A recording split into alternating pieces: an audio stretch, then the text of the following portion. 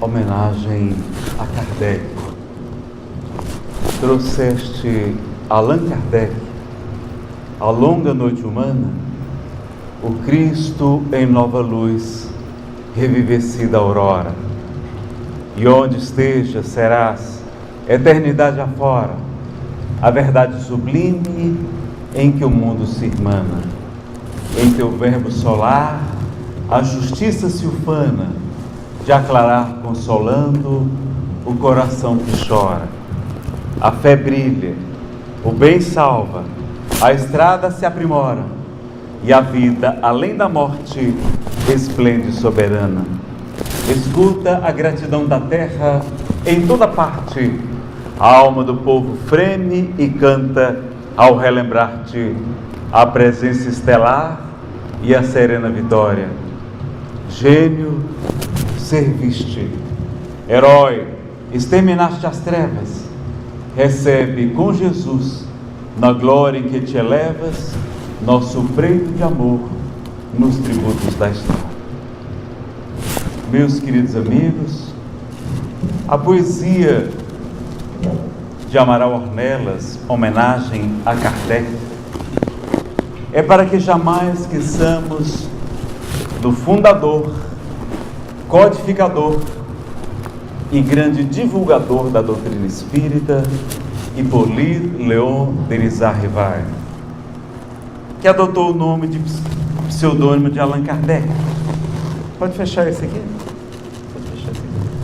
Pode fechar esse aqui. Vocês estão me vendo aí? Ah, que chique. Eu nunca dei palestra assim, de trás para frente. É para que a gente jamais esqueça, então, dessa figura impoluta, desse gênio que esteve entre nós e que veio nos trazer essa doutrina a que devemos tanto. Eu teria cometido suicídio se não tivesse conhecido as obras publicadas por Allan Kardec. Então devo a ele a minha vida. Na noite de hoje nós vamos falar sobre um tema um pouco especial. Nós jamais tínhamos falado sobre esse tema especificamente assim antes, e nós vamos convidar os senhores a estudar sobre os perigos na mediunidade. O ventilador está atrapalhando um pouquinho aqui o microfone. Deu, Paulinho? O ventilador, se puder desligar, melhor. Eu sou do Ceará, sou acostumado com calor. Eu vim para o Rio Grande, uai. Eu estou no Rio Grande do Sul mesmo. Está parecendo Fortaleza. É muito calor humano, não é, que tem nessa cidade. Aqui em Guaíba, quero agradecer aí ao nosso querido Vanderlei, a sua esposa, mas eu gosto de chamar ele de Vandinho. E aqui também tem outro, que não é Ricardo não, é Cadinho, não é? Que prontamente nos auxiliou a marcar mais uma palestra, já que a gente tinha feito poucas, não é? A gente estava com a agenda muito vazia aqui no Rio Grande do Sul, e nós marcamos 6 módulos de palestras seguidos, vocês terem uma ideia. Estou bem cansado hoje, mas muito feliz de estar aqui com vocês no Lar Irmã Esther. Agradecer a nossa querida Cida, a nossa querida Noêmia, ao Paulinho, ao Guilherme, a tantos trabalhadores, o Edgar, e a tantos trabalhadores aí, que a gente não pode citar tantos nomes, apesar que eles são poucos, não são muitos não. A colheita é farta, mas quão poucos são os trabalhadores. Rogai ao Pai para que Ele vos envie mais trabalhadores para a sua seara. Então vamos estudar sobre os perigos na mediunidade. Bom, nós vamos ver hoje aqui, rapidamente, o capítulo 18 do Livro dos Médiuns, que tem esse título, dos perigos e inconvenientes na mediunidade. Mas a gente não vai falar especificamente desse capítulo não. Nós vamos abordar outros temas. Vamos falar dos perigos provocados pelas casas espíritas, pelos perigos provocados pelos espíritos e pelos perigos provocados pelos médiuns também. Vamos conhecer quais os maiores inimigos da doutrina espírita e vamos ver, claro, as advertências, mas também as esperanças e recompensas que o Senhor nos fará. Então vamos avançar? Alguns livros recomendados: Livro dos Médiuns, de Kardec, Nos Domínios da Mediunidade, de André Luiz, Desobsessão, também de André Luiz, Seara dos Médiuns, do Espírito Emmanuel. Um projeto muito interessante, trabalho mediúnico robusto, Qualidade na Prática Mediúnica, do projeto Manuel Filomeno de Miranda. E as apostilas da Federação Espírita Brasileira, que tem apostilas específicas também sobre mediunidade, para a gente ter o mínimo, para a gente avançar nesse estudo. Teria mais livros para recomendar, mas se a gente ler esses, vamos ter uma base já razoável para começar a avançar no tema. Aqui é a capa da tradução de Evandro Noleto Bezerra, da Federação Brasileira. E neste capítulo, ele vai tratar de perigos e inconvenientes da mediunidade em crianças.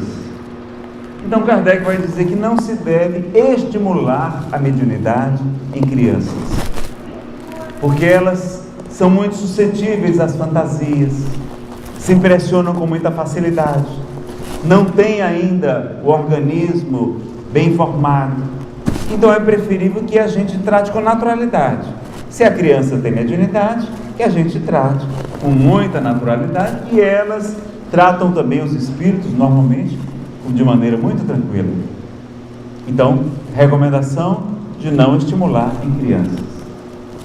E vai falar também que pessoas com problemas mentais, pessoas que à época nós não tínhamos um diagnóstico mais específico, diziam assim, que poderiam ser levadas à loucura.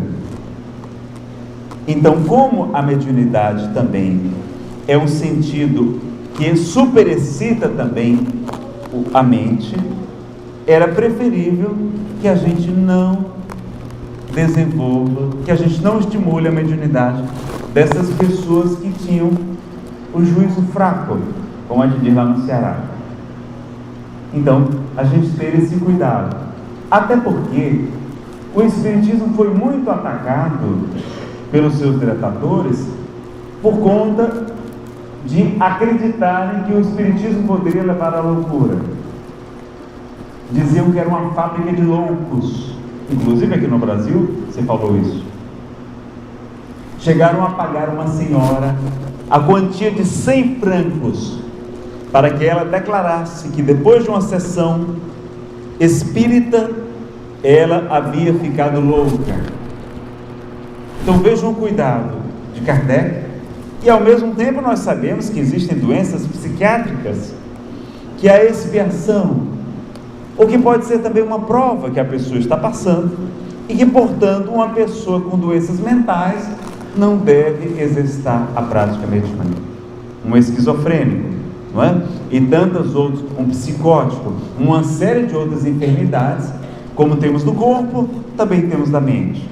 Então é preferível que essa pessoa se abstenha, que ela receba o auxílio da casa espírita e que não necessariamente precise trabalhar como médium. Mas, Nazareno, surgiu uma dúvida agora. E o médium, ou aquele que é o esclarecedor, o antigo doutrinador, com depressão, pode trabalhar no grupo mediúnico? O que é que vocês acham?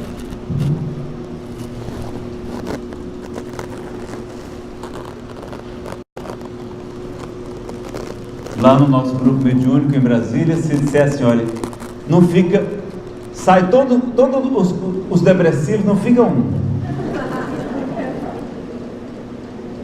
Que a gente descobriu até que esse negócio de depressão é romantismo. É que antigamente era mais chique ser romântico, hoje está fora da moda. Mas antigamente os escritores, os poetas, os músicos Os literatos, dramaturgos, tanta gente maravilhosa, era tudo deprimido e ninguém achava, né, ruim, estava tudo bem, não é? Mas é claro que é uma enfermidade que a gente deve tratar, mas é romântico, que é mais chique, então não digo mais que tem depressão, questão romântica. Então, se a pessoa está equilibrada, se ela está bem, se ela está harmonizada, se ela está seguindo as prescrições médicas, se ela está com o seu trabalho mediúnico em dia, eu não vejo qualquer problema para que a gente opte por trabalho. Agora, já para a doação de fluidos, para dar passes,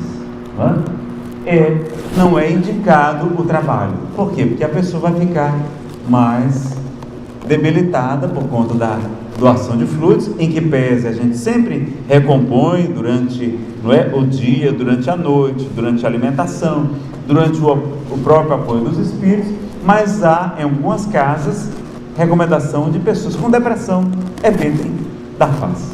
Não são regras absolutas, tá certo? A gente vai deixar de dar passe numa hora importante? Eu já dei muitos passes e tenho um transtorno afetivo bipolar. Então, está num hospital, precisando a pessoa de um passe. A gente vai se negar a dar um passe? Não, a gente pode e deve dar um passe. É claro que o ideal seria o quê? Que a gente estivesse fazendo um tratamento no UTI. A gente não deve operar alguém aqui em cima da mesa, não é verdade? Não. Fazer com todos os aparatos, todos os equipamentos, mas na emergência a gente faz, se necessário. Então, há que se considerar esses dois pontos que a gente vem trazer aqui para vocês. Muitas teses, muitas hipóteses para a gente estudar. Só que as casas espíritas também provocam alguns perigos. O primeiro, desconhecimento da missão do Espiritismo, falta de estudo sério e permanente, como recomenda o codificador, divinização de médiuns ou de mentores. Então, o médium X, Y, Z é quem manda na casa, não é Kardec, não é a orientação espírita, não é um colegiado, não é a diretoria, não, é o médium que dirige a casa. Ou mentores que se apresentam e que muitas vezes podem estar enganados. A primeira coisa que Kardec percebeu e que lhe resguardou de muitos problemas na mediunidade foi: os espíritos nada mais são do que as almas dos homens e mulheres que já viveram. Então, só apenas nós, fora do corpo. Quem são os espíritos? São vocês. Tem gente, tem espírito que sabe tanto quanto a gente, tem espírito que sabe menos do que nós, e tem alguns raros espíritos esclarecidos, iluminados, que a gente consegue sintonizar. Então, o primeiro passo é saber que espírito é gente como nós. Vão trazer suas opiniões, e nem sempre suas opiniões vão ser as melhores. E por isso que Kardec vai utilizar-se do controle da universalidade do ensino dos espíritos, dizendo que uma nova revelação não é uma mensagem de consolo, não é uma mensagem de esperança, não. Uma nova revelação, como foi a doutrina espírita, deve ser ministrada por diferentes espíritos, através de médiuns estranhos entre si, e sem estarem sob a mesma influência. E ela teria sempre que ser submetida ao crivo da lógica, do bom senso, da razão. Então, o controle da universalidade lhe daria mais autenticidade, lhe daria mais legitimidade. Então, ele foi muito criterioso e muito cauteloso. A missão do Espiritismo a gente esqueceu de comentar, mas tem um item mais à frente que a gente repete: valorização excessiva dos fenômenos. Qual a missão do Espiritismo? Quem sabe que pode me ajudar? Livro dos Médiuns, item 303, tem o que é o Espiritismo. Em o Livro dos Espíritos também. Qual é a missão do Espiritismo? Esclarecer, consolar. Quem mais arrisca? Não leva ponto negativo, não. Opa! uma alma se salvou. Lá no item da mistificação, os espíritos vão dizer a Kardec que a missão do espiritismo é a reforma moral da humanidade. Essa é a missão principal. Eles vão dizer a ele que se nós somente perguntássemos coisas a esse respeito, jamais seríamos enganados. O problema é que a gente quer saber de outras coisas. Quer saber sobre o futuro, que normalmente há exceções, não é acessível ao homem.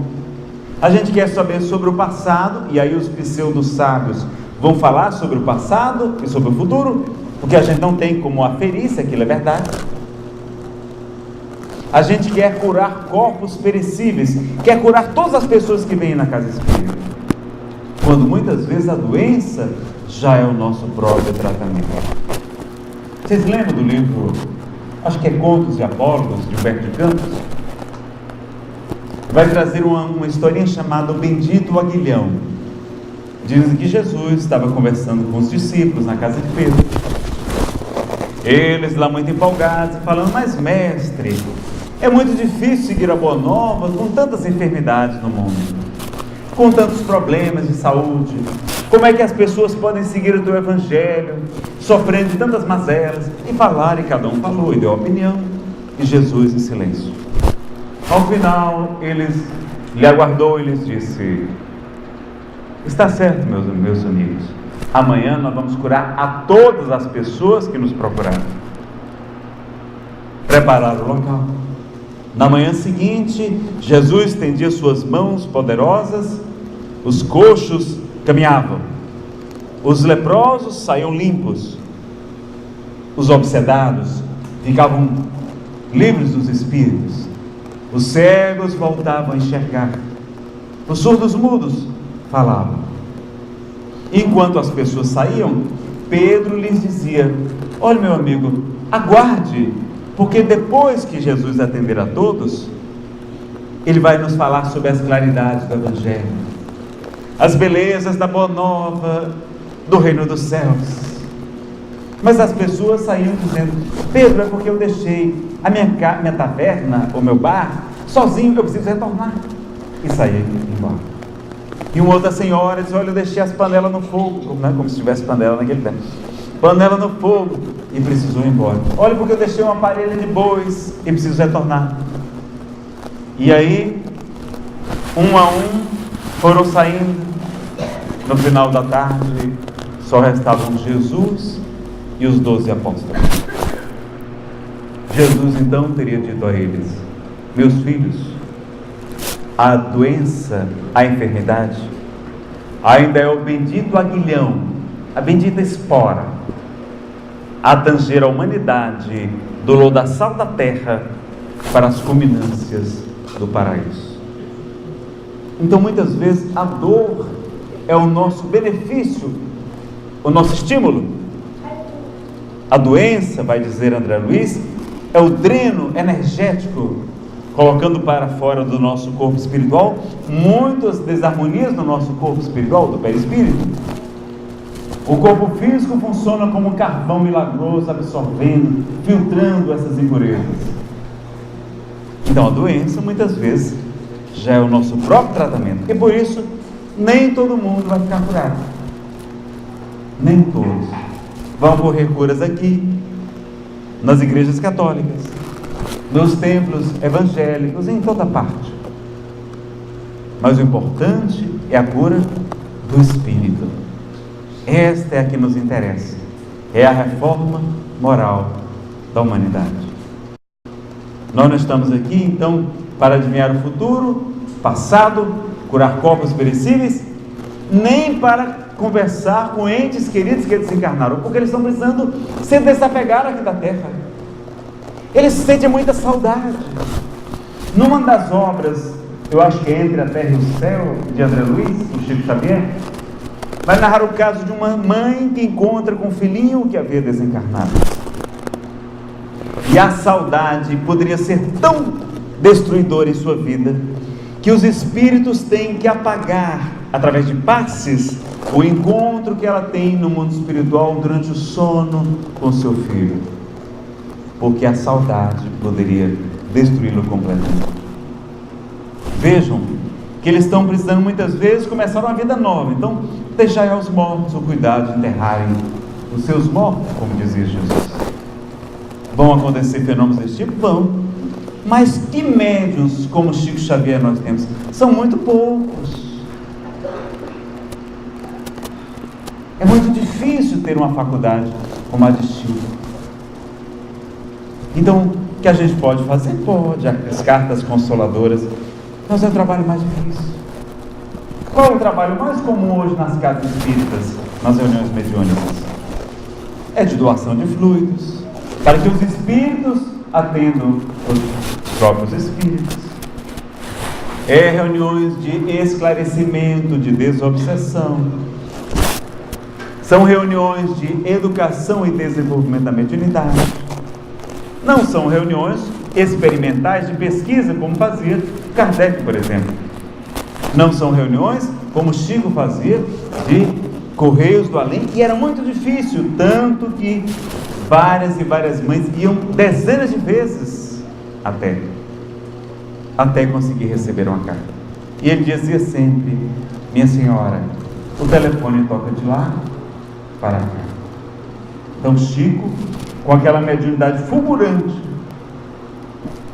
conseguia isso com facilidade, mas é muito difícil. Então esses fenômenos são úteis, são bons, não estou criticando o fenômeno não. Jesus utilizou os fenômenos para despertar a atenção para a sua mensagem. Ele não veio aqui para curar corpos que daqui a pouco iam adoecer de novo. Não, ele veio aqui para trazer-nos uma mensagem que iria nos libertar da ignorância, nos conduzir ao reino dos céus. E é por isso ele fazia os fenômenos, os vários fenômenos maravilhosos, exuberantes. Então é preciso que a gente compreenda que o fenômeno é importante, mas não pode ser mais importante que a missão da casa espírita. Qual a missão da casa espírita, pessoal?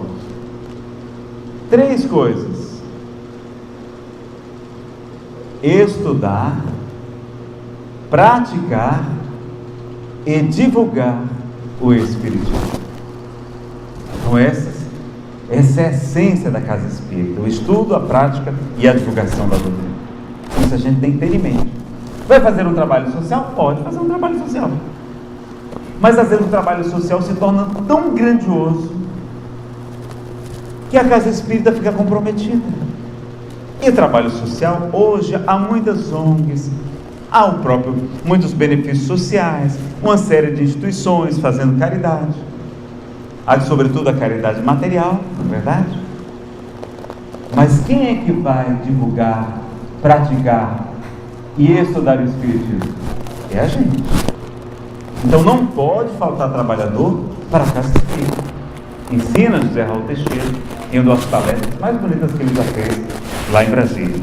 Então a gente tem mais cuidado com os fenômenos e até com o excesso de outras atividades que não sejam a essência da casa espírita. Nazareno, a gente pode fazer reunião mediúnica pública? Tem alguma exceção? Bom, a regra que Kardec nos ensina é que as reuniões mediúnicas devem ser o mais homogêneas possível. O grupo deve ser o mais homogêneo. Então, se for pública, vai entrar gente toda hora, gente que a gente nem conhece, vai dificultar o trabalho dos médiuns, não vai? E dos espíritos. Então o ideal é que não seja. Mas as reuniões mediúnicas de Chico Xavier não eram públicas? Eram. Atrapalhava, mas ele conseguia. Os médios conseguiam. Era um ambiente pequenininho, não cabia mais gente, não é? Era como se fosse controlado ali. Não faziam, e teria gente para lotar, mas só cabiam 200 pessoas. Aí se acotelavam 400. E aí a gente vai compreendendo. E agora as reuniões mediúnicas de desobsessão, essas, a Federação Espírita Brasileira, no opúsculo Orientação ao Centro Espírita, que é só uma sugestão, só uma orientação, não é regra. O Espiritismo não tem hierarquia sacerdotal organizada. São apenas Experimentos que a federação vê que tem dado certo em outros lugares. E aí sugerem para as casas. Olha, as reuniões de desobsessão devem ser privativas. Não precisa da presença da pessoa. Há exceções? Há exceções. Por exemplo, Divaldo conversou com o seu obsessor através de Francisco Cândido Xavier. Há vários casos assim. Não muitos. Mas é possível a reunião de desobsessão com a presença do assistido, do obsedado. Mas é perigoso. Porque a pessoa pode ficar impressionada com o inimigo espiritual, pode ficar com sentimento de culpa, pode agravar o seu problema. Então é preferível que ela seja privativa. Então esta é a regra, é que a gente não traga a pessoa para participar, que é muito melhor. Mas isso é uma coisa até cultural. Antigamente, até para dar mais público, o fenômeno é que atraía o público, e não a lógica, a razão, a filosofia da doutrina. As pessoas chegavam na casa espírita. Minha tia chegou numa casa espírita muito grande hoje em Fortaleza, e ela dizendo: eu cheguei e estava aquela penumbra, eu morrendo de medo. Ela morre de medo de ver alma, né? E ela chegou morrendo de medo e tal, e aí e chegou já meio atrasada, e aí chegou lá, estava aquele escuro, e os médicos na mesa, na tal da mesa branca. Essa aqui também é branca, né? Não tem nenhum problema, da mesa pode ser vermelha, pode ser coisa. E aí de repente o espírito incorporou e: eu vou matar. E aí diz que saiu todo mundo correndo, foi aquela confusão. Imagine, ela nunca mais voltou. A pessoa acha que espiritismo é só isso, e não entende que é muito mais do que o fenômeno. No capítulo 2 do método, Allan Kardec vai dizer que se você convidar 10 pessoas para assistir uma reunião mediúnica, 9 não irão acreditar no fenômeno. Aliás, algumas delas vão sair mais incrédulas do que antes. Mas se ao contrário, se você convidar as pessoas para estudar a doutrina espírita e depois assistir a uma reunião mediúnica, vai ser exatamente o contrário. 9 irão acreditar e apenas uma talvez tenha dúvidas. Então vejam que é exatamente o contrário. Daí porque é importante o conhecimento, o estudo antes da prática mediúnica também, até que para que a gente tenha essa consciência. Hoje também é uma profusão de livros questionáveis, não é? Pessoal, vamos colocar esse livro, vende muito. Mas vende muito é bom? Não é bom porque dá dinheiro para o trabalho social. Pois é preferível diminuir o trabalho social, porque eles competem com os bons livros espíritas, com as obras consagradas. Então livros questionáveis, que a gente não tem nem condição de dizer, olha, esse é mais certo. Não existe na doutrina espírita um index librorum prohibitorum. Não existe. Kardec até manda ler aquilo que é contra o espiritismo. Agora a gente vai ver aqui que há livros que parecem espiritismo e às vezes trazem as enxertias doutrinárias, que são muito perigosas, como nós vamos ver aqui. São perigos na mediunidade. Então é preferível que a casa espírita venda menos, mas tenha, não é, livros ali, que ela possa ter mais uma garantia sobre o trabalho. Fadiga dos médios, então excesso de trabalho dos médios. Isolamento do movimento espírita, então a casa espírita às vezes se isola, não participa dos movimentos de união, de unificação. Será que não seria importante a gente colaborar? Será que não teria muito a aprender e a somar forças, como Bezerra de Menezes nos convida? Como um feixe de varas, seremos muito mais fortes do que separados. Então é importante, tanto como o médium, trabalhando no grupo, como as próprias casas também. E os desvios de finalidade, que é por conta do desconhecimento da missão do Espírito. Isso aqui nós já comentamos. Os Espíritos nada mais são do que os homens que já viveram. E as mistificações. Olha quem Kardec vai nos dizer no item 303 do Livro dos Médiuns. Vocês conseguem ler daí? Estão com a vista boa, né? Estão com a vista boa. E daqui eu não vejo direito. As mistificações constituem um dos escolhos mais desagradáveis do espiritismo prático. Haverá meio de nos preservarmos deles, ou seja, desses escolhos, das mistificações, quando o Espírito engana a gente. Resposta: parece-me que podeis achar a resposta em tudo quanto vos tem sido ensinado. Certamente que há para isso um meio simples, o de não pedirdes ao Espiritismo, senão que ele vos possa dar. Seu fim, sua missão, é o melhoramento moral da humanidade. Se vos não afastardes desse objetivo, jamais sereis enganados. Porquanto não há duas maneiras de se compreender a verdadeira moral, a que todo homem de bom senso pode admitir. Os Espíritos os vêm instruir e guiar no caminho do bem, e não nos das honras e das riquezas, nem vêm para atender às vossas paixões mesquinhas. Se nunca lhes pedissem nada de fútil, ou que esteja fora das suas atribuições, nenhum ascendente encontrariam jamais os enganadores, donde deveis concluir que aquele que é mistificado só é porque o merece.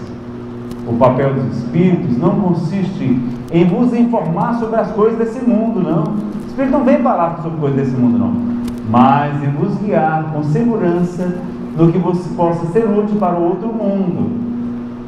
Quando vos falam no que a esse mundo concerne, é que o julgam necessário, porém não porque a gente peça, não porque o peçais. Se vedes nos Espíritos os substitutos dos adivinhos e dos feiticeiros, então é certo que sereis enganados. Então eles gostam de falar sobre o passado, sobre o futuro, que a gente não tem como conferir. Os livros questionários, Vejo que o próprio Chico e Divaldo passaram 3 a 4 anos só treinando psicografia. Mandaram jogar tudo fora, tanto Emmanuel quanto Joana de Ângeles. E vejo o cuidado, os critérios que Kardec utilizava para publicar um artigo na Revista Espírita. Artigos, não é livro não, artigo. Quase nada passava. Muita pouca coisa se aproveitava. E hoje a pessoa mal conhece o Espiritismo, já entra no centro espírita com o livro fotografado debaixo do braço e já quer publicar. A gente nem leu Kardec, nem leu as obras de Chico Xavier, e já queremos mais, porque a gente adora novidade. É do ser humano, é natural. Vamos investigar, vamos pesquisar, vamos. Nada contra as novidades, mas não incorporar a doutrina às novidades, sem que haja uma confirmação, para não desmoralizar a doutrina espírita. Vamos ver mais à frente? Vamos avançar. Grávidas podem trabalhar na mediunidade? O livro Qualidades na Prática Mediúnica diz que quando a gravidez já está mais avançada, é preferível que ela repouse, que ela descanse. Devemos colocar um homem sedado, a pessoa chega perturbadinha, logo na mesa mediúnica. Era assim que se fazia antigamente, por falta de médium, por falta de mais esclarecimento, por conta do fenômeno.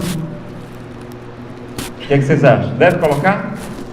A pessoa chega aqui com obsessão grave, vai para a mesa mediúnica? Não, ela vai para o tratamento espiritual. Ela precisa se harmonizar, se equilibrar, precisa estudar a doutrina espírita, aí depois ela vai para a prática mediúnica. Essa é a orientação padrão. Nazaré, mas tem que ter muitos anos de espiritismo? Não. Marcel Mariano, por exemplo, chegou muito jovem na casa espírita no interior da Bahia, e ele em pouco tempo já tinha lido mais livros do que gente que estava lá há 20, há 30 anos frequentando a casa espírita. Ele com 3 anos de espiritismo já tinha lido muito mais livros do que essa turma. E viram o seu equilíbrio, viram o seu bom senso, o seu preparo. Muito jovem, rapazinho. E ele foi convidado para participar. E trabalha até hoje no grupo mediúnico com Divaldo Franco na Mansão do Caminho. E um médium fascinado deve participar do grupo? Aí a gente vai ter que analisar, se for para ajudar, se for para esclarecer, se for para orientar, mas já tendo esse conhecimento. Então, é uma análise, uma questão mais delicada ainda. Técnicas novas, como a apometria, etc., devem ser utilizadas e incorporadas à doutrina espírita?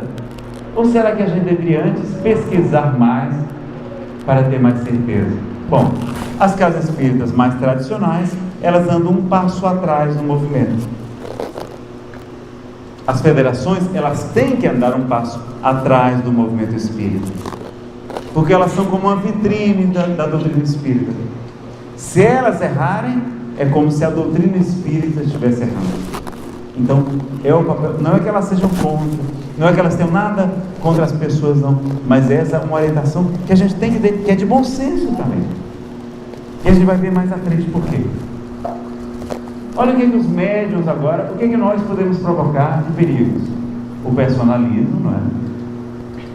Leiam o livro Missionários da Luz, o capítulo 4, o item vampirismo, mostrando que há um filho e uma mãe querendo se tornar médiuns no grupo mediúnico, participando, está lá o instrutor Alexandre orientando, só que eles próprios vão ser orientados pela irmã mais nova, pela filhinha mais nova,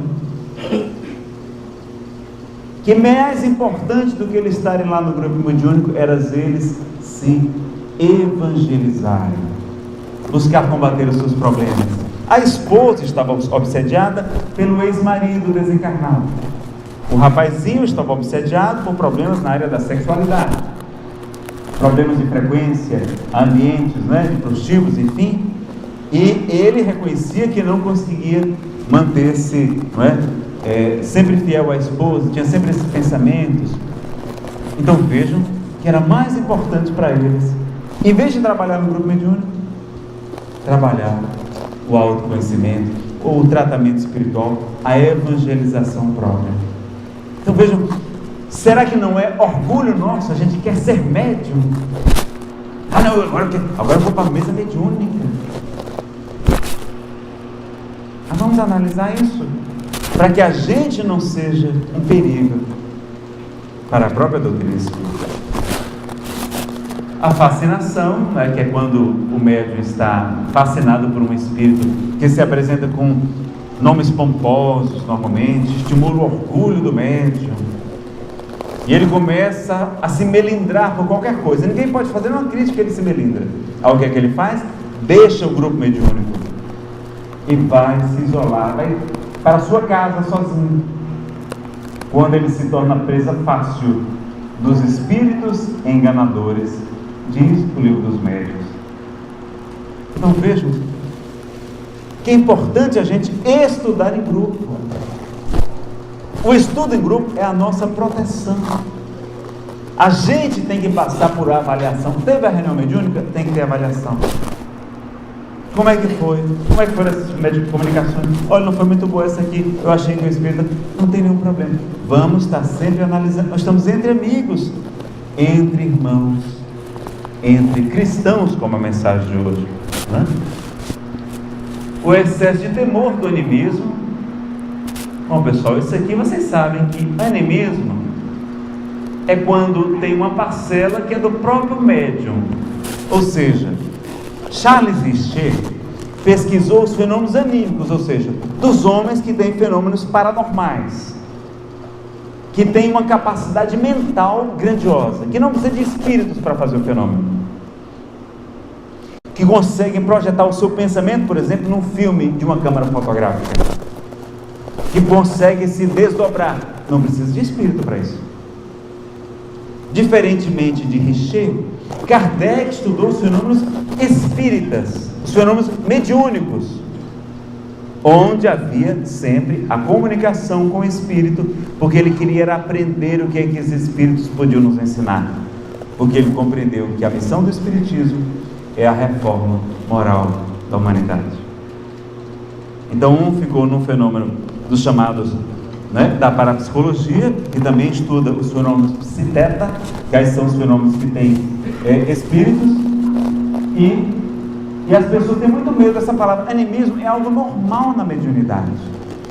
Quem está estudando, desenvolvendo a mediunidade, vai ter coisas nossas. É natural. Se não tiver, tem uma coisa assim. Hermínio de Miranda vai chegar a dizer no livro Diálogo com as Sombras, que numa boa comunicação mediúnica, numa boa, 50% é do médium, 50% é do espírito. Olha, porque ele não vai se utilizar da gente. A maioria de nós hoje não trabalha sob inspiração, então ele vai usar o nosso conteúdo, nosso vocabulário, nossas palavras, nossos sentimentos. Ele vai utilizar aquilo que a gente tem.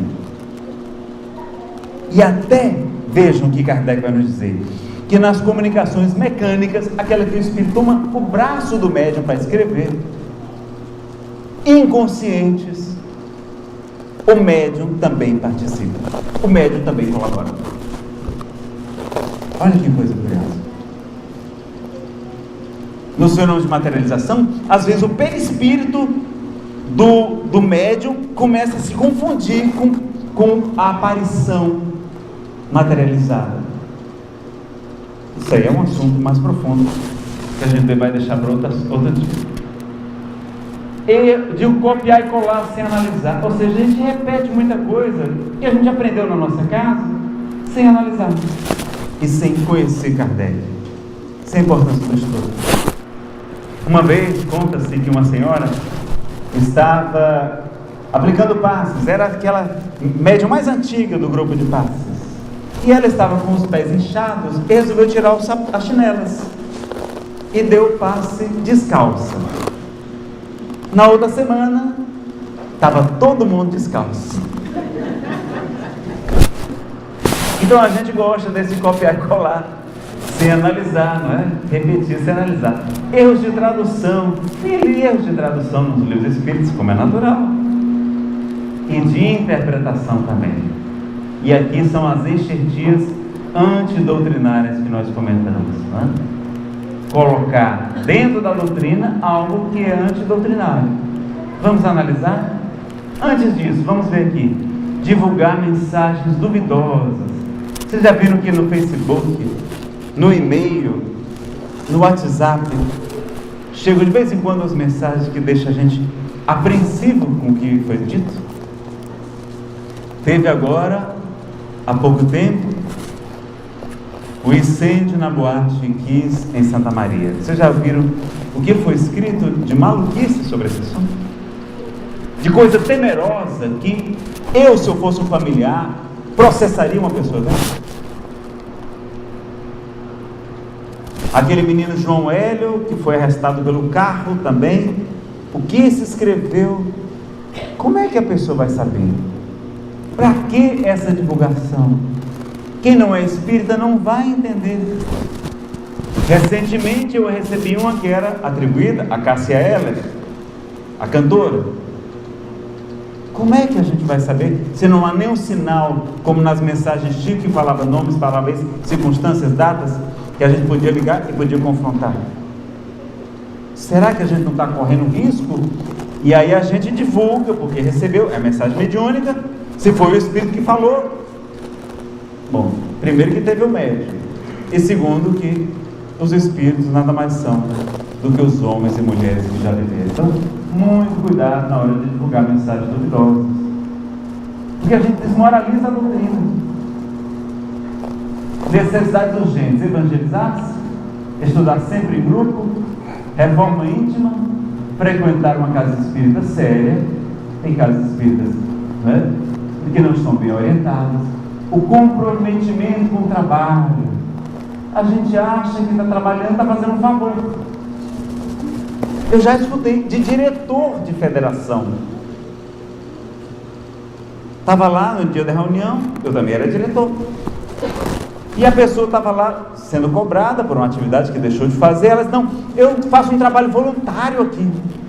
Como se estivesse dizendo: eu estou fazendo um favor para vocês, a doutrina. Meus amigos, nós somos os primeiros beneficiados. O comprometimento é fundamental. Como é que a mediunidade vai ser séria? Vai funcionar com pujança, com segurança? Como é que nós vamos ter assistência dos espíritos superiores, se eles não podem contar com a gente? Por que a gente quer sempre contar com eles e eles não podem contar com a gente quase nunca? Então, é um trabalho que exige dedicação, exige amor. Não precisa, claro, os Espíritos dizem no Evangelho segundo o Espiritismo: vivei como vivem os homens do vosso tempo. Não precisa virar santo, não. Mas alguns cuidados, né? Não exceder-se, né? Os médicos, evitar o álcool, meus amigos. Evitar os excessos do cigarro, evitar outras drogas. Porque isso compromete o nosso aparelho psíquico. Os excessos da alimentação também não são bons. Vai para uma reunião mediúnica, tem que se fazer um preparo antes. A disciplina, não somente do horário, mas 3 disciplinas muito importantes ensina o nosso orientador. A disciplina do pensar. Vigiai os vossos pensamentos e orai a fim de não cair em tentação. A disciplina do falar, que da vossa boca não sai nenhuma palavra torpe, mas somente aquilo que for útil para a edificação. E a disciplina do agir, fazer aos outros tudo aquilo que gostarias que vos fizessem. Então, se a gente assume um trabalho na casa espírita, se a gente assume um trabalho com os espíritos amigos, eles também estão contando com a nossa parcela, com a nossa participação. Eles sabem que a gente é trabalhadinho, mas a gente tem que se esforçar. O equilíbrio mental, isso é muito importante. A disciplina que nós comentamos, né? Então, buscar ter esse equilíbrio, manter a mente mais tranquila, mais serena, evitar os grandes aborrecimentos, falar mal da vida alheia, falar mal do governo, a gente fala mal de tanta gente. A gente é viciado em muquerela. Você sabe o que é muquerela? Simão Pedro de Lima, de Minas Gerais, ensina que muquerela é murmúrio, queixa, reclamação e lamentação. A gente está sempre se queixando, sempre se lamentando. Se tiver frio, ai, está muito frio. Se tiver calor, ai, está muito calor. Ai, por que isso? Porque o governo... Se a gente criticar a criação, a gente também não está criticando indiretamente o Criador? Estamos, né? Então, aprender a ter o verbo mais iluminado. A gente montou uma palestra sobre o poder das palavras, sobre essa questão da muquerela, que é muito séria. Desenvolver o autoconhecimento, que vai nos ajudar muito no trabalho mediúnico. Hoje a gente fez uma palestra, mas tem seminários de várias horas sobre esse assunto. E reconhecer a nossa fragilidade, meus amigos. Lá no capítulo 20 do Livro dos Médiuns, olha o que os Espíritos dizem a Kardec. A gente fez um resumo aqui. Bom médium é aquele que é o menos enganado. É o que é menos enganado. Então todos nós seremos enganados. Pergunta 9. Qual médium que se poderia qualificar de perfeito? Kardec pergunta. Resposta: perfeito? Ah, bem sabes que a perfeição não existe na terra, sem o que não estarias nela. Dize, portanto, bom médium, e já é muito. Falar bom médium já é muito, porque eles são raros. Diz o Espírito da Carta. Médium perfeito seria aquele contra o qual os maus espíritos jamais ousassem uma tentativa de enganá-lo.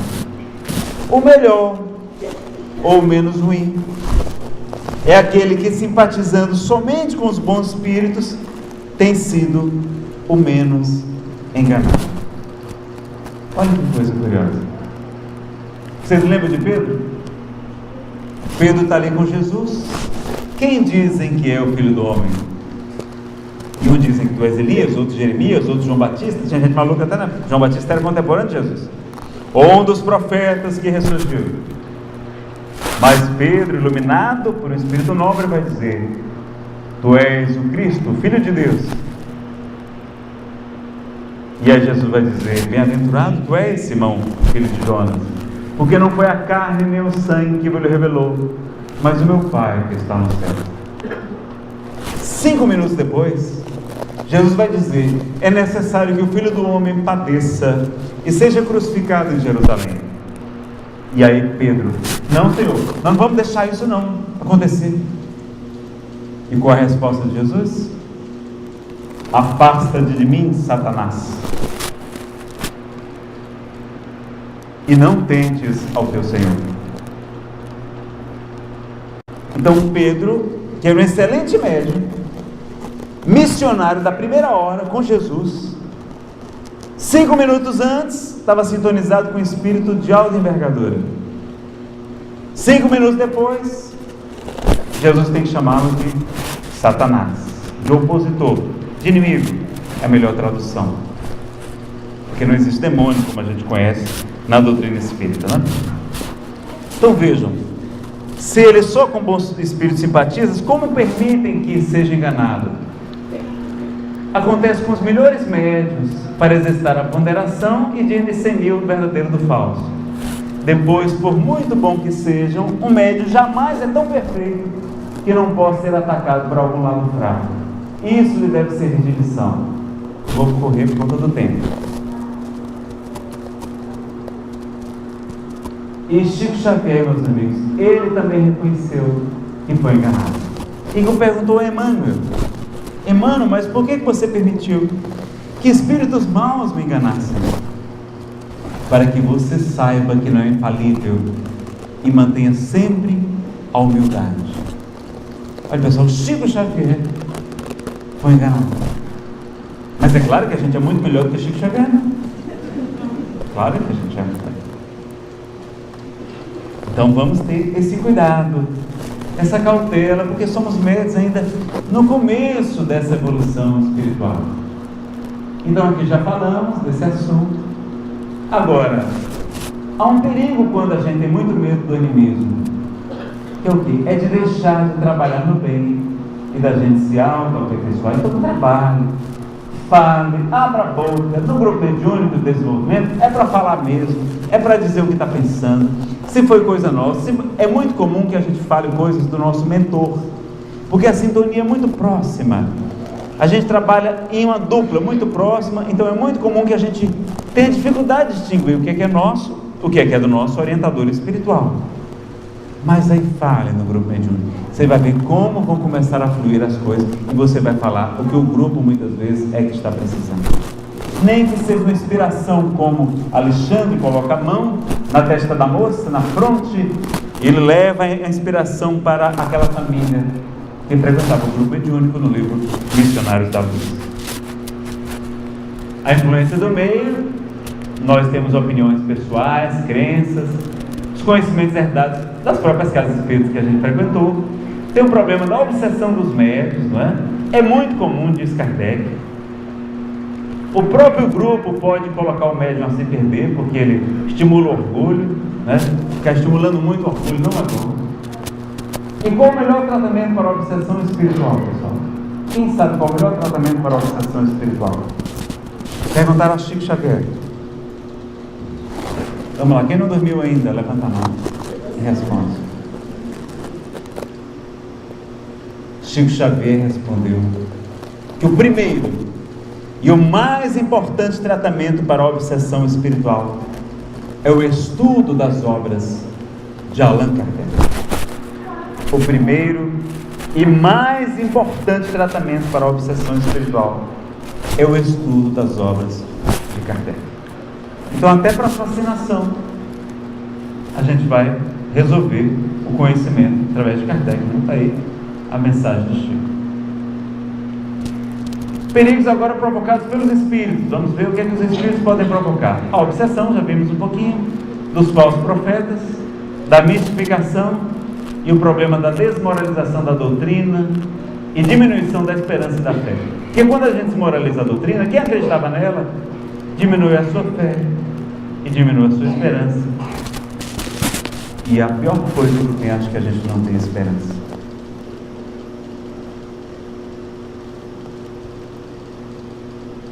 E a esperança é a filha dileta da fé. Por isso que a fé é tão importante para nós. Então é importante que a gente compreenda, né? Quando já houve algumas seitas, deixa eu ver se está aqui nesse slide nosso, dos falsos cristos, dos falsos profetas, né? Jesus fala que é pelos frutos que se conhece a árvore. A seita do pastor Jim Jones, ele não era protestante não, ele criou uma seita própria. Vocês lembram 900 pessoas cometeram suicídio por envenenamento por ordem dele, e ele também. Tinha revelações, era um profeta, era um médium, mas era um falso profeta, porque pelo fruto se conhece a árvore. Espírito Santo, nós vamos falar. Esse doutor David Morrison que a gente colocou, ele é um astrobiólogo da NASA, da Agência Nacional Aeroespacial Americana. Quando estava perto de 2012, muita gente começou a escrever para a NASA, para perguntar se era verdade que tinha um planeta se aproximando da Terra, queria ter catástrofes muito grandes, não é, dilúvios, que estavam assistindo filmes, estavam ficando muito preocupadas. Uma senhora chegou a escrever dizendo que ela ia se matar, e matar seus filhos pequenos para que eles não passassem por aqui. E ele vai responder que não havia nenhum planeta se aproximando da Terra, que aquilo tudo era boatos, eram hoax. E ele foi fazer um trabalho de investigar de onde é que vinham aqueles boatos. Haviam 4 fontes principais de boatos daquelas profecias dos chamados, dos maias, de 21 de dezembro de 2012 e tantas outras, né? Pelas profecias o mundo já se acabou umas 20 vezes já. E aí tem uns pastores que colocam cartazes, divulgam na TV. Eu estive nos Estados Unidos, tinha um lá divulgando, tinha no metrô um cartaz dele dizendo que tal dia ia ser o fim do mundo.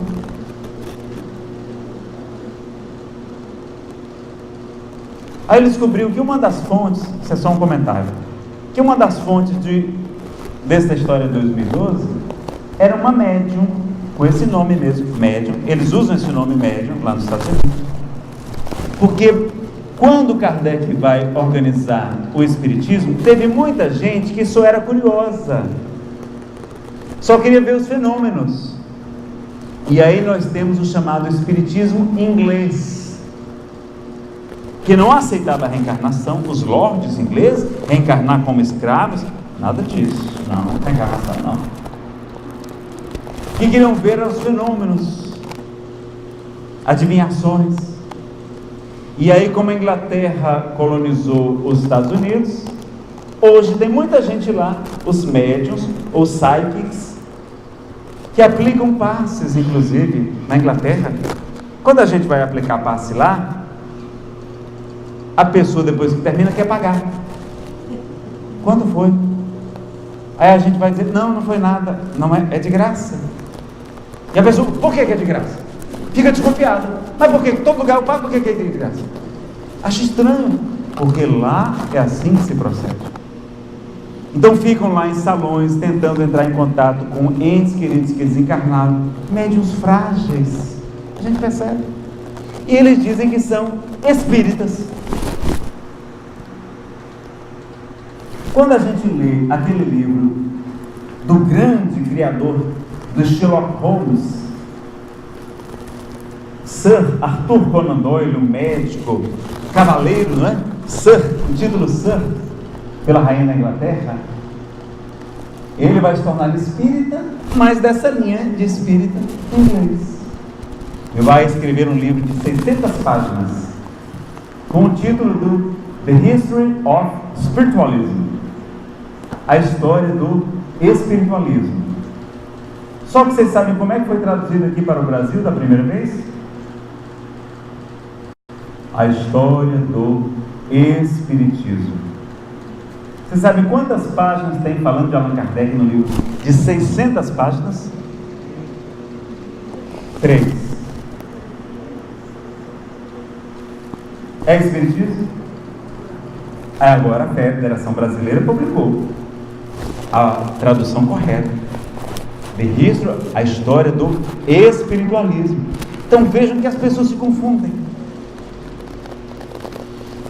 Aí lá, essa médium, e tem médiums inclusive que ajudam a polícias do estado da Arizona, de outros estados, a investigar, não é? Logo, cenas de crime que não tem solução, aí eles chamam as médiums, que funcionam muitas vezes, mas nem sempre, claro, somos frágeis, não é? E aí, uma médium disse para as cadeias de televisão que o planeta ia se acabar no dia 11 de maio de 2009, se não me engano, ou 2008. Porque ela recebera uma informação de extraterrestres de nome Zetãs, que era nessa data que o planeta ia se acabar. No dia seguinte, que o mundo ia se acabar, como não acabou, os repórteres de TV foram lá. Mas minha senhora, a senhora falou que o mundo ia se acabar ontem, por que não acabou? Ela disse, não, eu falei com os Zetãs. Eles disseram que foi apenas um teste, mas que no dia 21 de dezembro de 2012 vai se acabar mesmo.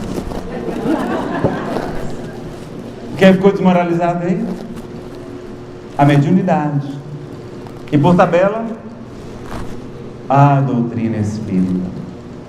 Então veja o cuidado que a gente tem que ter e de conhecer a doutrina espírita com mais profundidade, né? O próprio João nos fala no Evangelho segundo o Espiritismo: meus bem amados, não acrediteis em qualquer espírito, mas verificai antes se os espíritos são de Deus, porque porquanto muitos falsos profetas têm se levantado no mundo. E aí, que a gente já falou, também já falou, Erasto nos recomenda, né? É o espírito mais espírita, mais rigoroso na codificação, é Erasto. Ele vai dizer que é preferível rejeitar 10 verdades a aceitar uma única mentira. Então, a gente descobriu, olha rapaz, fizemos uma pesquisa aqui, esse negócio aqui é 100%. Mas aí, calma, por que vamos incorporar a doutrina espírita de imediato? Vamos pesquisar, vamos continuar pesquisando, verificar. O que a ciência falou? O que tem de contraposição? O que os outros grupos fizeram? Porque a gente gosta muito de novidades. As pessoas chegam na casa espírita querendo se ver livre de todos os seus problemas, de suas doenças, do marido que é complicado, da sogra que é muito difícil, da nora, né? Aí alguém diz assim, não, olha, vá no terreiro da dona fulana, que lá tem uma médium que é mais forte. Mas por que ela é mais forte? Porque ela pratica musculação? Não, pessoal, não é cada um segundo suas obras? Ou Jesus mentiu? Chico Xavier vai dizer que acontecem cirurgias espirituais até durante o nosso sono físico. A gente está dormindo, os espíritos vêm e nos operam para que a gente prossiga em nossa vida. Está lá no Pinga Fogo 1971. Então a gente tem que tomar cuidado, essa cautela, compreender e saber que tudo está a nosso favor. É como Paulo nos ensina: de tudo dai graças, porque tudo concorre para o bem daqueles que amam o Senhor. E não ficar querendo novidades e novidades, porque a gente adora novidades. Vamos avançar. Espíritos sistemáticos, não é? Eles não são necessariamente maus, mas colocam suas opiniões pessoais, seus sistemas. Então, falam muito normalmente, utilizam nomes respeitáveis, e aí acontecem às vezes enxertias antidoutrinárias. Aí tem lá, meu pai, adolescente, começou a frequentar a casa de um tio meu espírita, foi na casa de meu tio e começou a ler um livro, leu o livro Nosso Lar. Naquela época, papai adolescente, ateu, ele achou aquele livro muito fantasioso, não tinha lido Kardec. Tudo bem, Nosso Lar, tranquilo.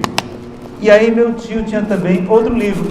Olha o problema das livrarias nas casas espíritas. O livro de um espírito que eu respeito até, que ele jamais se declarou espírita. Ele sempre elogiou o espiritismo, sempre falou bem do espiritismo, mas trazia algumas informações novas, trazia como se fosse algo ainda maior do que o espiritismo. Um espírito que assinou com o nome de Ramatiz. No ano de 1951, ele trouxe um livro que causou um grande alvoroço no movimento espírita. Hoje ele é publicado com o nome Mensagens do Astral. E Ramatiz, nesta obra, vai dizer que no ano de 1996 daria para se ver, sem binóculo, sem luneta, um planeta que iria se aproximar da Terra, um astro higienizador, que foi apelidado de planeta chupão, de Hercólogos, de planeta vermelho, de Nêmesis, de planeta X, dessa confusão toda que vocês viram até 2012, vocês devem ter visto isso, queria atrair os espíritos atrasados, fazendo a separação dos cabritos e das ovelhas que Jesus nos fala. Que no ano 2000 a Europa estaria submersa e os antigos continentes, que se acredita que existe, mas ninguém tem certeza, da Atlântida e da Lemúria, ressurgiriam. Quando o papai terminou de ler esse livro, esses espíritas são um bando de loucos. E até hoje é ateu. Então vejam a cautela que a gente tem que ter com estas obras, que podemos até estudar. Não é um problema de estudar, mas outra coisa é a gente ter na livraria espírita, no segmento ali espírita. Se quer vender outros livros de outras áreas, pode, bota ali. Olha, aqui é livraria espiritualista, bota ali uma área separada, explica, a pessoa para orientar, estimula as boas obras, porque aqueles livros, eles acabam competindo com os outros, porque as pessoas gostam de quê? As pessoas vão ler um livro publicado em 1857, 1861, 1865, não, elas querem um livro agora recente, elas querem novidades, né? Soluções mágicas, é o que a gente gosta. Então, ter esse cuidado com essas obras, nenhuma crítica a Ramatiz, mas vejam que ele trouxe informações equivocadas, não só neste, mas em vários outros livros também. Então, as finalidades secundárias ou falsas, nós já falamos aqui, e a riqueza também. Vejam que essa doutrina da prosperidade está atingindo muitas igrejas pentecostais, que se diz evangélicos, são os protestantes do tipo pentecostais ou neopentecostais. Vamos ver sobre esse assunto da riqueza, o que é que os Espíritos têm a falar? Vocês sabiam que o livro dos Espíritos fala sobre riqueza? Vamos ver. Podem os Espíritos fazer com que obtenham riquezas os que lhe pedem que assim aconteça? Opa, Nazareno, agora eu vou ler esse tal de livro dos Espíritos, agora eu fiquei interessado. Kardec perguntou se os Espíritos podem ajudar a gente a ganhar um dinheirinho, né? Vamos ver o que acontece? Algumas vezes, como prova, porque a riqueza aumenta o nosso orgulho, aumenta o nosso egoísmo, dois maiores defeitos que a gente tem. Quase sempre, porém, recusam, os Espíritos recusam, como se recusa a criança a satisfação de um pedido inconsiderado, um pedido infantil. E aí Kardec fica desconfiado e pergunta, né? São bons ou maus os Espíritos que concedem esses favores da riqueza? Resposta: uns e outros. Depende da intenção. A maioria das vezes, entretanto, os que os concedem são os Espíritos que vos querem arrastar para o mal e que encontram meio fácil de o conseguirem, facilitando-lhes os gozos que a riqueza proporciona. Olha, Nazareno desistir. Não, a gente vai receber ajuda. Existe a providência divina. Lembrem-se de Kardec, lá no livro Obras Póstumas, que também deve ser lido depois das obras básicas. Ele vai dizer que, em certo momento, ele perguntou aos espíritos, Paulinho. Ele disse: olha, eu sei que os bons espíritos irão me ajudar do ponto de vista espiritual, mas será que do ponto de vista material, será que eles vão poder me ajudar também? E o Espírito Verdade lhe responde: não te ajudar seria não te amar. E nunca lhe faltou o necessário. Não sobrava também, mas nunca faltou o necessário para ele fazer a divulgação, a publicação da primeira revista espírita, foi com o próprio dinheiro do próprio bolso, não é? E aí tem mais coisa, não vai dar tempo da gente falar.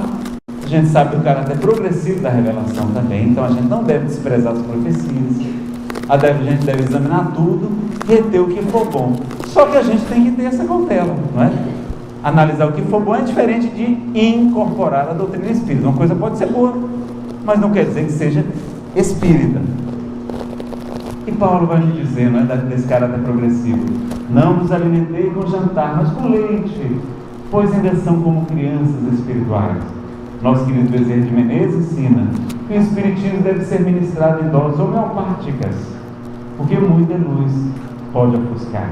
Então a gente pode pesquisar sim, mas sem incorporar a doutrina espírita essas novidades, mesmo que sejam boas. E quem sabe agora, para a gente ir concluindo, quais são os maiores inimigos da doutrina espírita? Vamos lá? Nazareno, eu acho que é o bispo pé de maçã, não é não? Não. Estão ajudando muita gente, essa turma está ajudando muita gente. Levando o evangelho, diminuindo o alcoolismo, diminuindo o uso de drogas, não é? Diminuindo a violência doméstica, estão ajudando muita gente. Tudo bem que a doutrina da prosperidade, que é o quê? Se você der dinheiro para a igreja, mas se você aceitar Jesus, você vai ficar rico, vai resolver todos os seus problemas, não vai ter mais doença, seu marido vai virar um santo, sua sogra vai virar um anjo, sua nora uma santa, você resolver todos os seus problemas. Enquanto que Jesus disse: aquele que quiser vir após mim, renuncie a si mesmo, tome a sua cruz, vem e segue-me. Não foi assim que ele falou? Ou ele disse: me dê sua cruz que eu vou carregar para você? Disse não? Não disse. Vinde a mim todos vós que estáis cansados e sobrecarregados, e eu vos aliviarei, dizia Chico. Jesus prometeu alívio, não é? Prometeu resolver todos os nossos problemas, não. Então vejam, compreender até o evangelho.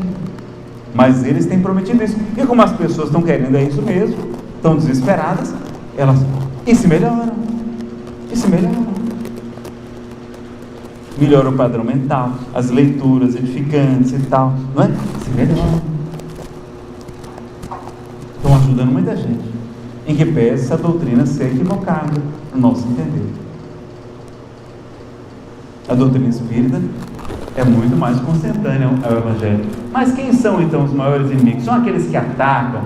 São os seus detratores? Quem são os maiores inimigos da doutrina espírita? Vamos ver o que Kardec diz? Está na palestra de Evandro Noleto Bezerra, dos 150 anos da publicação de Livro dos Espíritos. Os maiores inimigos do espiritismo não são os seus detratores, aqueles que lhe atacam, porque esses já se apresentam como são, já se mostram como é que são. Os maiores inimigos da doutrina espírita são os companheiros inábeis e desastrados, distraídos, exaltados. Nós, quando a gente é muito exaltado, quando a gente é distraído, quando a gente está despreparado, quando a gente não conhece a doutrina espírita, nós podemos nos tornar os maiores inimigos da doutrina espírita. Daí porque a importância do estudo, meus irmãos. Kardec vai nos ensinar no projeto 1868 do livro Obras Póstumas a importância de um estudo permanente, sério, continuado da doutrina espírita. Médium tem que estudar. E às vezes chega numa casa espírita, não, olha, essa senhora já é médium há 20 anos. Ah, meu filho, já sei de tudo de espiritismo. A gente vai pesquisar na casa espírita, vai conhecer, vai investigar. A gente encontra até espiritismo na casa espírita.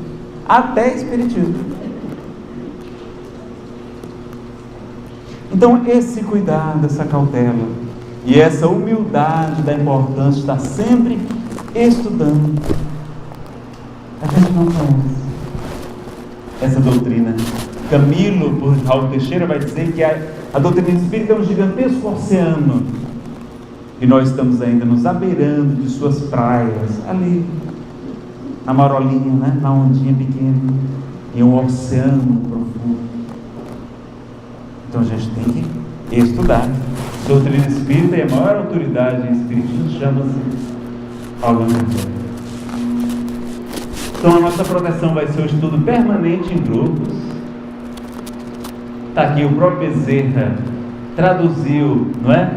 O livro Obras Póstumas do francês, também implantou o estudo sistematizado de um livro dos Espíritos, na época na Federação Espírita Brasileira no Rio de Janeiro. Aqui no Rio Grande do Sul, o Espírito Ângelo agarrou pela médium Cecília Rocha, agora no mundo espiritual, a importância de um estudo sistematizado da doutrina espírita. É uma campanha que tem mais de 30 anos hoje e que deve, não é, nos ajudar também, deve ser utilizada. As campanhas do estudo aprofundado da doutrina espírita, das obras básicas, do estudo da mediunidade, do Evangelho segundo o Espiritismo, estudar a doutrina espírita. E a gente está sempre orando pelos médicos, pelos dirigentes, pelos trabalhadores, pelos expositores espíritas, porque nós somos muito frágeis. Porque o bom médium é qual?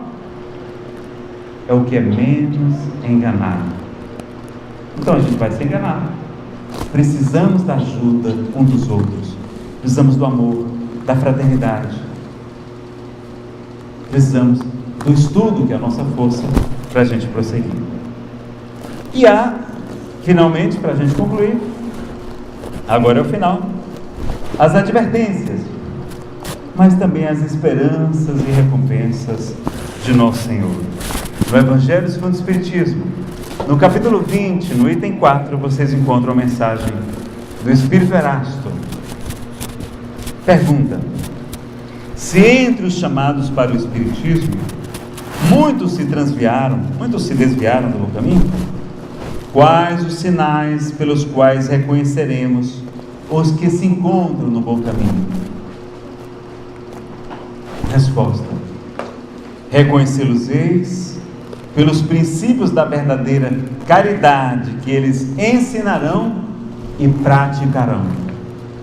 Ensinar e praticar. Reconhecê-los-eis pelo número de aflitos a que levem consolo. Reconhecê-los-eis pelo seu amor ao próximo, pela sua abnegação, que é o contrário de personalismo, pelo seu desinteresse pessoal, que a maior virtude é a caridade, mas dentre as maiores virtudes, aqui é feita com menor interesse pessoal, com desinteresse pessoal, é a mais meritória, diz os Espíritos a Kardec. Então, pelo seu desinteresse pessoal, reconhecê-los-eis finalmente pelo triunfo de seus princípios, porque Deus quer o triunfo de sua lei. Os que seguem sua lei, esses são os escolhidos, e Ele lhes dará a vitória. Mas Ele destruirá aqueles que falseiam o espírito dessa lei e fazem dela degrau para contentar sua vaidade e a sua ambição. Então, muito cuidado para que a gente não esteja buscando a mediunidade só por vaidade, só por ambição. Pode ter um pouquinho, pode, é natural do ser humano, mas que não seja o nosso móvel, que o nosso móvel seja a caridade. E no capítulo 20, item 5 dos Obreiros do Senhor, mensagem do Espírito Verdade: aproxima-se o tempo em que se cumprirão as coisas anunciadas para a transformação da humanidade. Ditosos, felizes serão os que houverem trabalhado no campo do Senhor com desinteresse e sem outro móvel senão a caridade. Seus dias de trabalho serão pagos pelo cêntuplo, 100 vezes mais do que tiverem esperado. Ditosos, felizes os que hajam dito a seus irmãos: trabalhemos juntos e unamos os nossos esforços, a fim de que o Senhor, ao chegar, encontre acabada a obra. Porquanto o Senhor lhes dirá: vinde a mim, vós que sois bons servidores, vós que soubestes impor silêncio aos vossos ciúmes e às vossas discórdias, a fim de que daí não viesse dano para a obra. Porque essa obra, meus amigos, é a obra do Senhor. A caridade que Jesus ensina Ele nos diz que poderemos fazer tudo aquilo que Ele fazia e muito mais, se nós quisermos. Vós sois o sal da terra, o fermento da massa, a luz do mundo. Brilhe a vossa luz e resplandeçam as vossas boas obras diante dos homens, para que eles glorifiquem a Deus, nosso Pai, que está nos céus. E quando a gente lembrar do que deve ser o nosso farol, lembremos de Casimiro Cunha, que ficou cego por volta dos 16 anos de idade. Mas como ele já conhecia o Consolador prometido por Jesus, vai nos dar uma grande lição, um testemunho de amor, de poesia, de beleza, de dedicação ao ser humano, escrevendo cego. Mais tarde, pelas mãos abençoadas de Francisco Cândido Xavier, ele vai nos trazer várias poesias lindas. No Parnaso de Além Túmulo, duas delas, Espiritismo e Supremacia da Caridade. Há um livro, Cartas do Evangelho, também belíssimo, de Casimiro Cunha. E ele vai nos falar sobre a supremacia da caridade. A fé é a força potente que desponta na alma crente, elevando-a aos altos céus. Ela é chama abrasadora, reluzente, redentora, que nos eleva até Deus. A esperança é flor virente, alva estrela resplendente, que ilumina os corações e conduz as criaturas às almejadas venturas entre célicos clarões. A caridade é o amor, é o sol que nosso Senhor fez raiar claro e fecundo, alegrando nesta vida a existência dolorida dos que choram neste mundo. A fé é um clarão divino, refulgente peregrino, que rompe trazendo a luz. A caridade é a expressão da personificação do Mestre amado Jesus. A esperança é qual lume ou capitoso perfume que nos alenta na dor. A caridade é uma aurora que resplende a toda hora, nada empana o seu fulgor. Seja, pois, abençoada essa fúlgida alvorada a raiar eternamente. Caridade salvadora, pura bênção redentora do Senhor onipotente. Que Jesus, com seu amor, e Kardec, com a sua luz, possam nos conduzir nos caminhos da plenitude e da perfeição. Muito obrigado.